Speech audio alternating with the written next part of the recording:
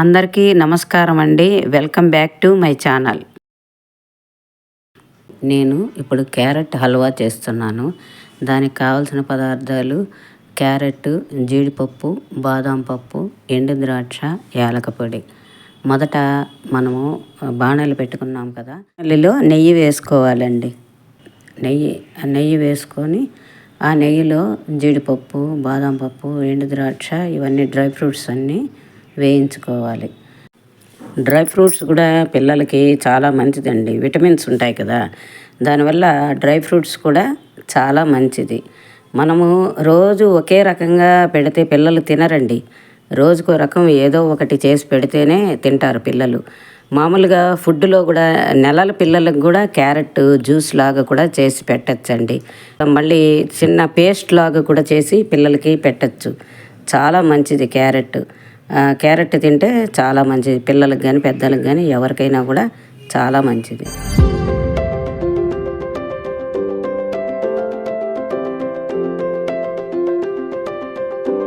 వేయించుకున్న తర్వాత వాటిని తీసి పక్కన పెట్టుకొని క్యారెట్ని కూడా బాగా నెయ్యిలో వేయించుకోవాలి. కంటికి కూడా క్యారెట్ చాలా మంచిదండి. ఇప్పుడు పిల్లలు స్కూల్ నుంచి రాగానే ఏదో ఒక స్నాక్ పెట్టమని అడుగుతారు కదా, ఆ విధంగా స్వీట్ లాగా మనము ఈ స్వీట్ పెట్టామంటే ఇష్టంగా తింటారనమాట. ఇది అన్ని విధాల మంచిదండి ఆరోగ్యరీత్యా. నెయ్యిలో వేయించిన తర్వాత కొంచెము ఆ క్యారెట్ పచ్చి వాసన పోయేంత వరకు వేయించుకోవాలండి. తర్వాత పాలు పోయాలి. చిన్నపిల్లలకి మిరియం, ధనియం, జీలకర్ర, బియ్యం రవ్వ ఇవంతా ఉడికించి దాంట్లోనే క్యారెట్ కూడా వేసి ఉడికించి పెట్టామంటే మంచిది, చాలా మంచిది. పిల్లలకి తింటారు, ఇష్టంగా తింటారు. నేను ఆవు నెయ్యి, ఆవు పాలే ఉపయోగిస్తానండి. ఎందుకంటే తేలికగా జీర్ణం అవుతుంది కదా, అందువల్ల అనమాట. బరువు తగ్గడానికి కూడా కొంచెము ఈ క్యారెట్ జ్యూస్ తాగచ్చండి. అయితే ఈ క్యారెట్ జ్యూస్లో నిమ్మకాయ రసము కొంచెం సాల్ట్ వేసుకొని తాగితే బరువు కూడా తగ్గుతారండి. మార్నింగ్ టైంలో తాగితే, కాఫీ బదులు తాగితే మంచిదండి. చాలామంది ఈ క్యారెట్ హల్వాలో నీళ్లు వేసి ఉడకపెడతారండి.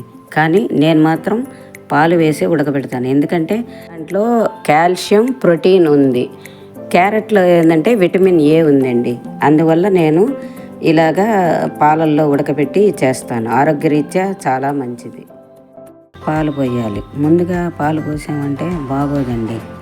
క్యారెట్ కొంచెము వేగాలి నెయ్యిలో వేగిన తర్వాత మనము పాలు పోయాలి. పోస్తేనే మనకి బాగా రుచిగా ఉంటుంది. కోవా కూడా వేసుకోవచ్చు. అయితే నేనేమంటే పచ్చి పాలు వేసాను అనమాట. కాచిన పాలు కూడా వేసుకోవచ్చు.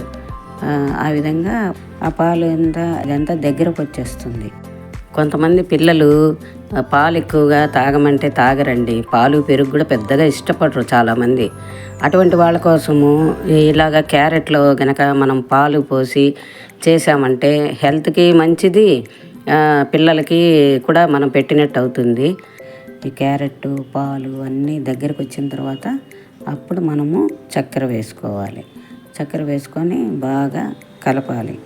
బాగా కలిపి అదంతా మెల్ట్ అయిపోతుంది. చక్కెర కూడా బాగా మెల్ట్ అయిపోతుంది. అయిపోయిన తర్వాత అది హల్వాలాగా అవుతుంది. అప్పుడు మనము దించేసుకోవచ్చు. ఎప్పుడు కూడా క్యారెట్కి చక్కెర ముందుగా వేయకూడదండి. ముందుగా వేస్తే ఉడకదండి. ఇది అంతా క్యారెట్ పాలల్లో వేసి ఉడికిన తర్వాత చక్కెర వేయాలి. మనకి ఒంట్లో బ్లడ్ తగ్గితే కూడా ఈ జ్యూస్ తాగొచ్చండి. హిమోగ్లోబిన్ పెరుగుతుందండి. అయితే మరీ ఎక్కువగా రోజు తాగకూడదు, అప్పుడప్పుడు తాగాలండి. రోజు తాగితే కూడా ఇబ్బంది. రోజు తాగామంటే మళ్ళీ శరీరం కూడా కలరు మారిపోతుంది. అలా చేయకూడదు. దించే ముందు మళ్ళీ మనము ఇవన్నీ వేసాం కదా, వేయించుకున్నాం కదా, జీడిపప్పు, బాదం పప్పు, ఎండు ద్రాక్ష, యాలకులు ఇవన్నీ లాస్ట్లో మళ్ళీ మనము ఈ హల్వాలో కలిపేయాలి. అంతేనండి, క్యారెట్ హల్వా రెడీ అయిపోయినట్టే. నా వీడియో చివరిదాకా చూసినందుకు థ్యాంక్స్ అండి.